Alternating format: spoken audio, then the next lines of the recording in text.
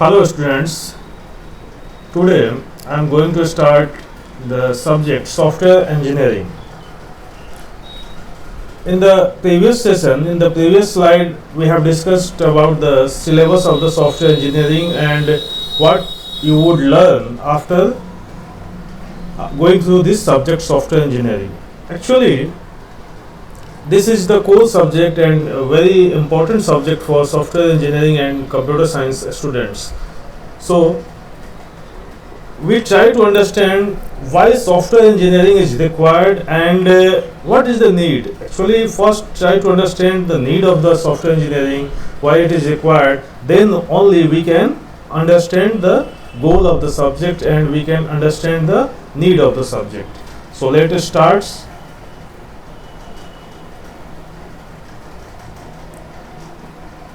First thing is software crisis. Actually, what is software crisis? And software crisis होने पे ही कारण था ये सॉफ्टवेयर इंजीनियरिंग सब्जेक्ट को आने का. ये सॉफ्टवेयर क्राइसिस एक्चुअली हम लोग देखते हैं कि शुरुआत में जब सॉफ्टवेयर प्रोजेक्ट बनना शुरू हुए इन द 1960s और after that in the late 1960s, तो हम बहुत सारे प्रॉब्लम्स को फेस करना शुरू किए. सॉफ्टवेयर प्रोजेक्ट लेट होने लगे, डिलेड होने लगे, सॉफ्टवेयर प्रोजेक्ट ओवर बजट होने लगे.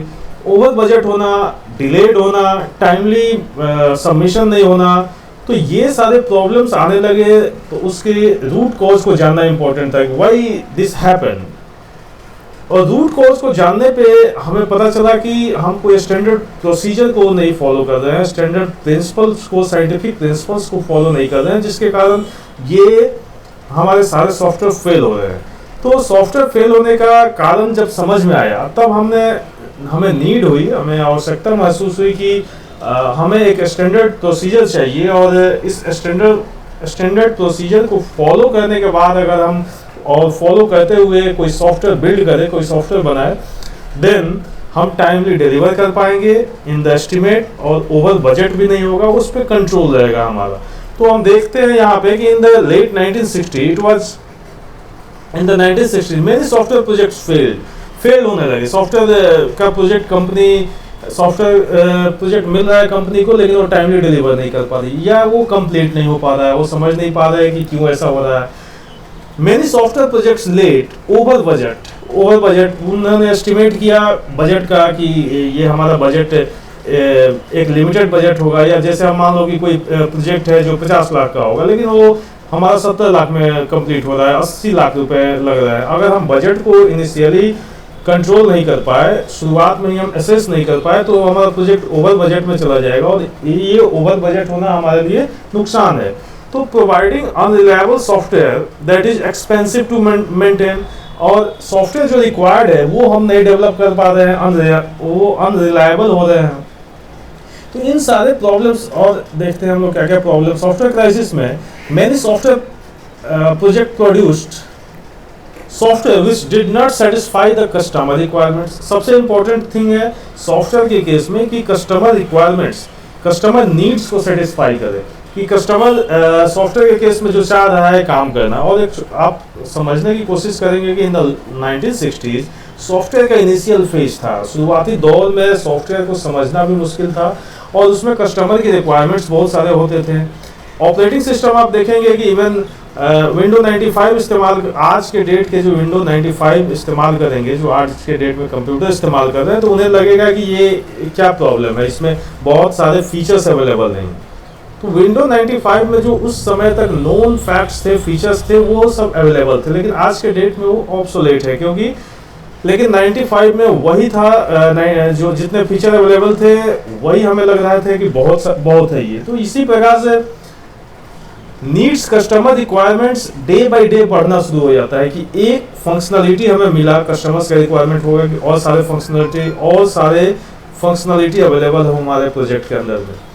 तो ये नीड पूरा नहीं हो पा रहे थे. Second things is complexities of software projects increase.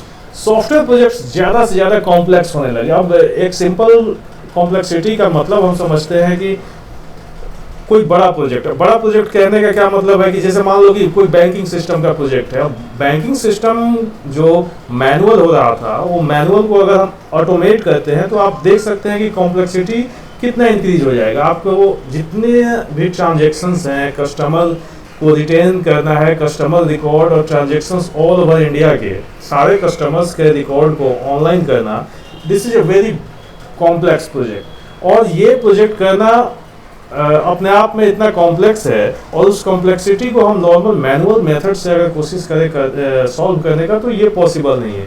इसीलिए कॉम्प्लेक्सिटी जब बढ़ने लगा और हार्डवेयर कैपेबिलिटी बढ़ने लगी, शुरुआत से 1960 से लेकर के आज तक में आप देखेंगे कि हार्डवेयर मीन्स जो प्रोसेसर्स हैं, इनपुट आउटपुट डिवाइसेज हैं, इनके स्पीड और इनके कैपेसिटी बहुत ज़्यादा इंक्रीज हो गए, बहुत ज़्यादा बढ़ गए। तो ये दोनों जब बढ़ने लगे तो उसके अकॉर्डिंग हमको कॉम्प्लेक्स सॉफ्टवेयर को, कॉम्प्लेक्स प्रोजेक्ट्स को हैंडल करने का भी होना चाहिए था capability. Larger software system and more difficult and expensive to maintain.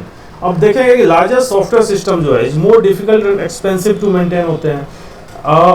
जैसे बैंकिंग सिस्टम है या कोई सर्वर को मेंटेन कर रहा है तो ये बहुत ही खर्चीला है, मीन्स इट इज़ एक्सपेंसिव इसको मेंटेन करना।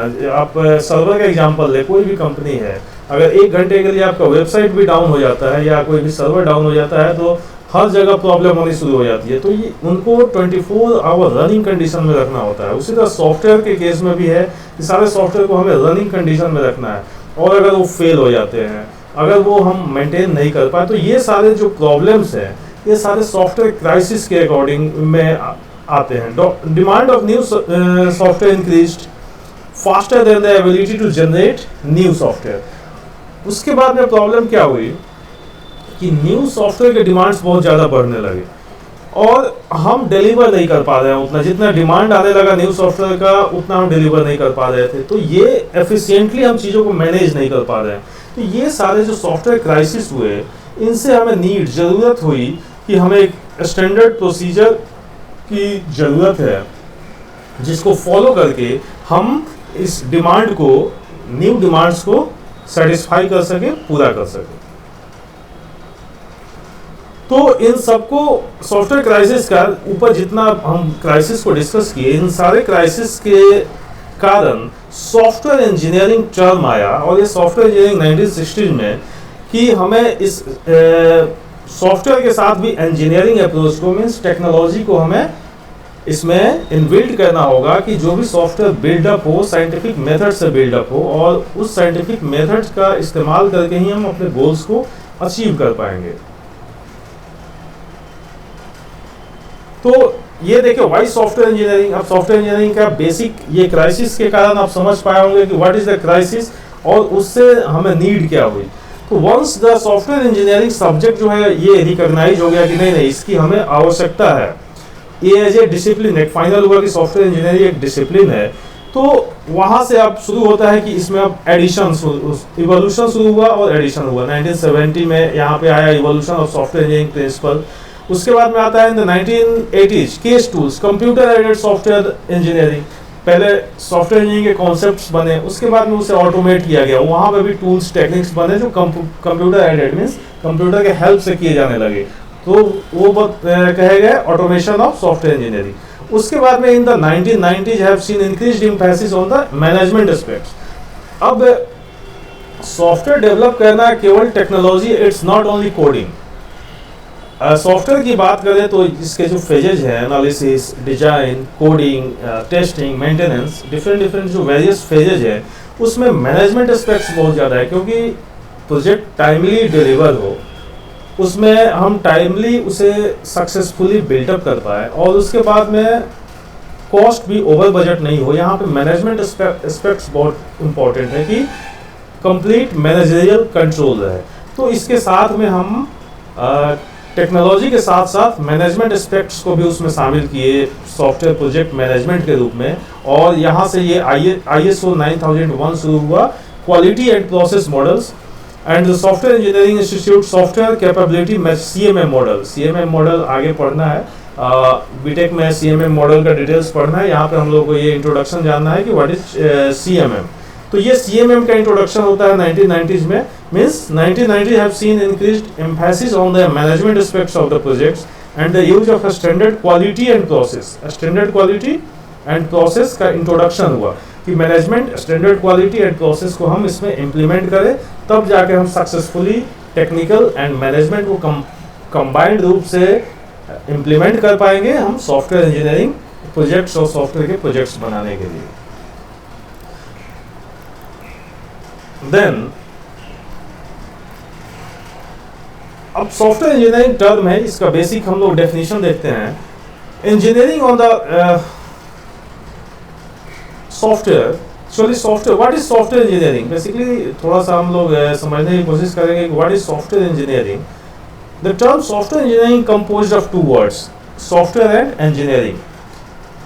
सॉफ्टवेयर, जैसा कि इंट्रोडक्शन में मैं बता चुका हूं कि सॉफ्टवेयर केवल कोड नहीं है। सॉफ्टवेयर को जनरली बताया जाता है कि software is a set of instruction और it is a program code, नहीं, इसके साथ में और भी बहुत सारे चीज़ शामिल होते हैं। सॉफ्टवेयर के साथ में उसका पूरा process from scratch, analysis, design, coding, testing, all are part of the complete software project. तो ये जस्ट एक कोड नहीं है, या program is an executable code with some computational purpose. Software is considered to be collection of executable programming code, associated libraries and documentations। जितना भी हम डॉक्यूमेंटेशन किए एनालिसिस के लिए, डिजाइन के लिए, टेस्टिंग के लिए, वो भी उसके साथ पार्ट्स में होता है सॉफ्टवेयर के साथ। तो software when made of specific requirement is called software product. Software product, जैसे सॉफ्टवेयर प्रोजेक्ट कोई बना, banking system is a software project, लेकिन प्रोडक्ट है जो एडोब सॉफ्टवेयर आप इस्तेमाल करते हैं, this is particular purpose, specific purpose हमारा ये सॉल्व कर रहा है। तो ये जो इन प्रिंसिपल्स का इस्तेमाल करके हम प्रोजेक्ट बनाते हैं वो क्या कहलाते हैं, सॉफ्टवेयर प्रोडक्ट। नाउ इंजीनियरिंग, अब सॉफ्टवेयर के साथ में ये सॉफ्टवेयर शामिल है, उसमें डॉक्यूमेंटेशन सारे पार्ट्स, उसके साथ में हमने इंक्लूड किया इंजीनियरिंग। और engineering means scientific principles, scientific principles का एप्लीकेशन। तो engineering on the other hand is all about developing products using well defined scientific principles and methods. Well defined जो साइंटिफिक प्रिंसिपल्स हैं, मेथड्स है, formula है, जिनको research करके बनाया गया है, उन मेथड्स को जो वेल प्रूव्ड हैं उनको हम इम्प्लीमेंट करते हैं और उनके हेल्प से प्रिडिक्ट करते हैं कि सॉफ्टवेयर का बजट क्या होगा, टाइमली एस्टिमेशन क्या होगा। तो ये प्रिंसिपल जब आए, जो आगे देखेंगे सॉफ्टवेयर प्रोजेक्ट मैनेजमेंट के अंदर में, PERT chart, Gantt chart, COCOMO model, ये सारे प्रिंसिपल्स एंड टूल्स हैं जिनके हेल्प से हम कॉस्ट, बजट, टाइम, इन सब चीज़ों को कंप्लीट करते हैं। So we can define software engineering as an engineering branch associated with the development of software product, means software product develop करने के लिए using well defined scientific principles, methods and procedures. Scientific principles का ये इसमें शामिल है, method शामिल है and procedures.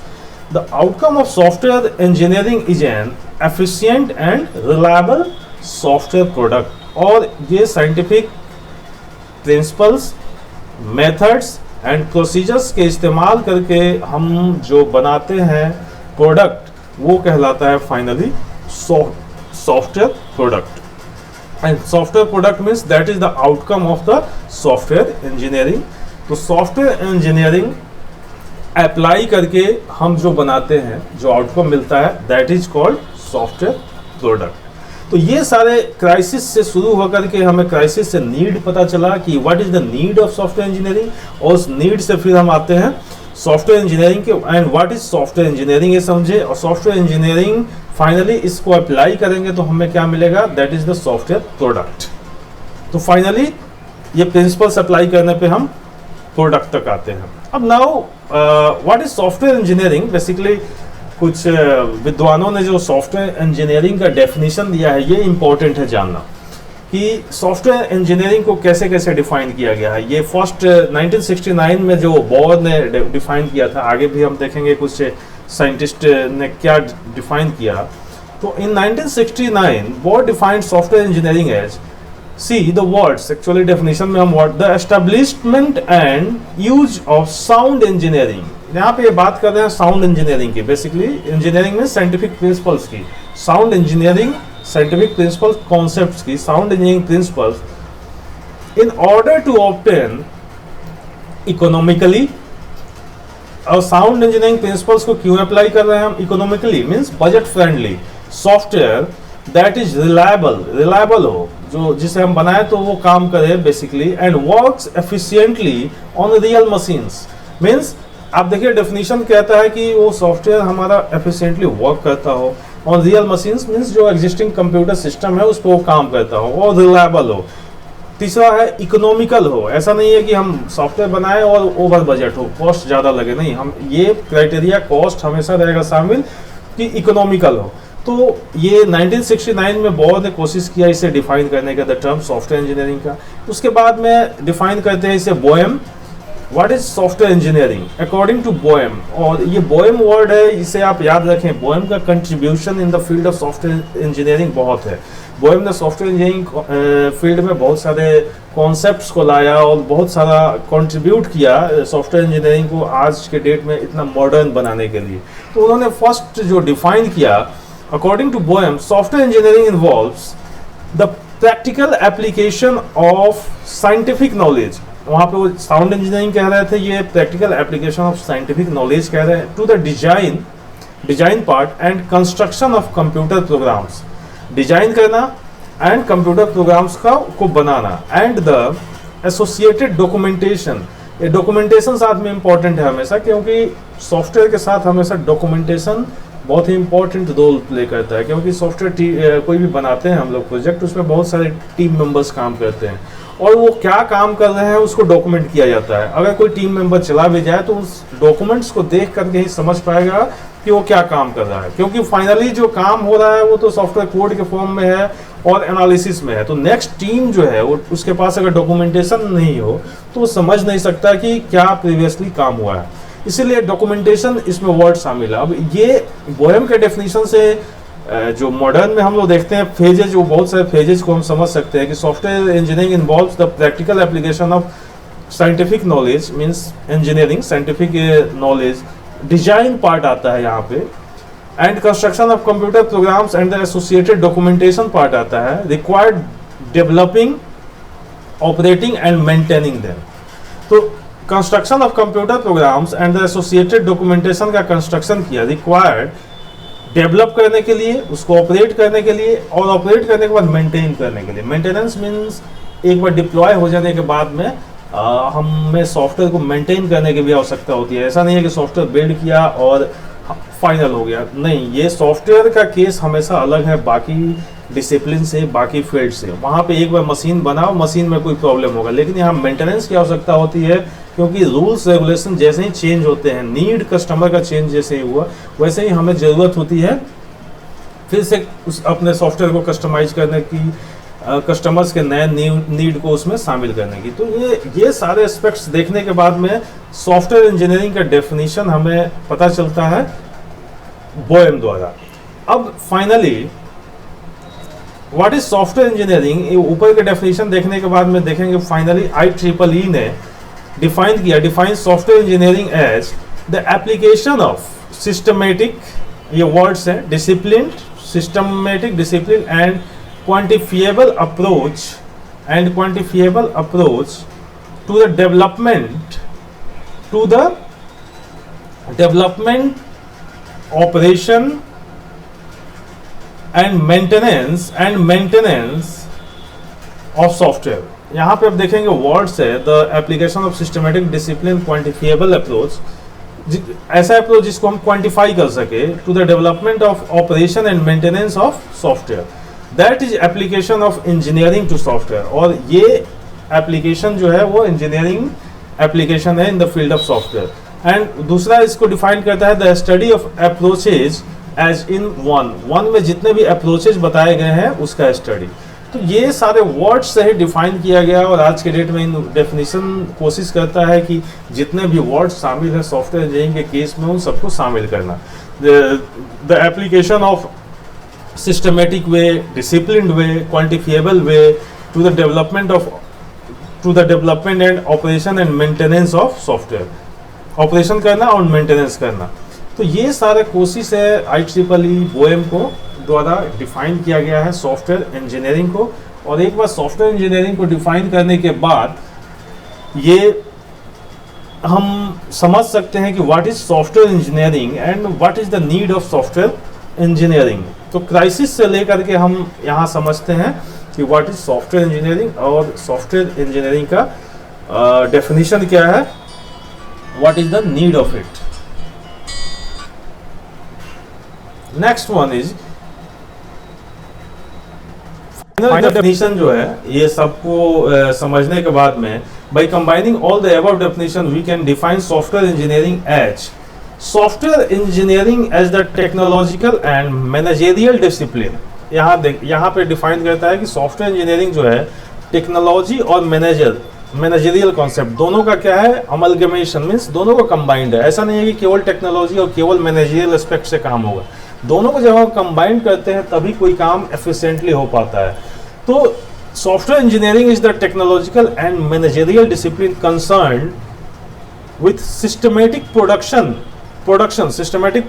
and maintenance of software products that are developed and modified on time within cost estimates। तो ये दो तीन वर्ड आप देखेंगे यहाँ पे भी cost estimates है कि हमारा बजट जो है वो cost over बजट नहीं होना चाहिए। ये डेफिनेशन में शामिल है कि within cost estimate में हमारा काम है प्रोजेक्ट को कंप्लीट करना। एंड मॉडिफाइड ऑन टाइम, ऐसा बनना है कि वो टाइम के अकॉर्डिंग मॉडिफाई कर सके उसे। मेंटेनेंस उसका हम करें, ये सारे वर्ड शामिल है of maintenance of software products that are developed and modified on time.